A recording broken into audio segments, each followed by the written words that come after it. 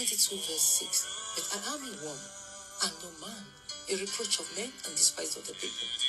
Have you ever read that verse and wondered, why would anyone let alone Christ describe himself like that? I'm a worm and no man, not rejected, not just broken, but reduced to nothing. Now listen carefully. This is not just David speaking. This is prophecy. This is the voice of Christ on the cross. Because of Calvary. Because on Calvary, Jesus didn't just carry sin. He became everything sin made man to be.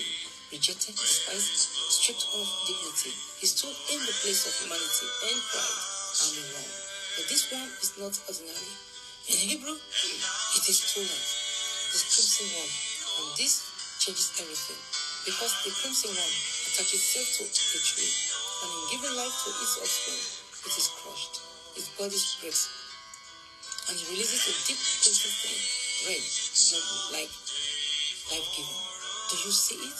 Jesus attached to a wooden cross, crushed, pierced, bleeding, not for himself but for us. And as that one dies, it leaves behind a stain that cannot be removed, a mark of sacrifice. And then something even more powerful happens. After 3 days, that crimson worm turns white. Let that sink in from red to white. And suddenly, Isaiah makes sense. Though your sins be as scarlet, they shall be white as snow. This was never just poetry. This was prophecy. At Calvary, Jesus became the one. So you would never have to live like one. He took your shame, rejection, brokenness, sin, and in exchange, he gave you righteousness. Gave you and I righteousness, identity, acceptance, sonship. This is the finished work of Christ. Not partial, not temporary, finished.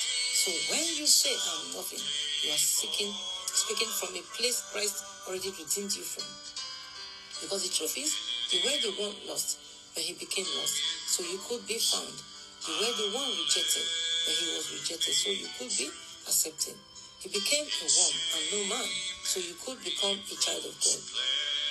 Let that settle in your spirit.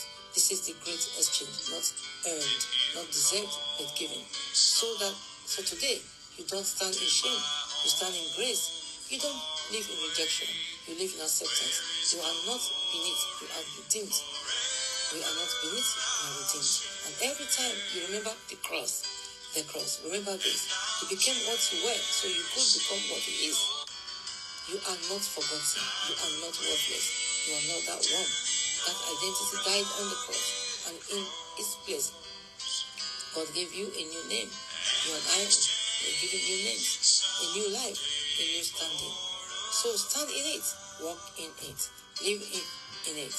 Because Jesus didn't just die for you and I, he restored you and I. Psalm 22 verse 6, now you understand it. Not as a statement of defeat, but as a declaration of redemption. Awesome. Remain blessed. Bye for now. Peace out.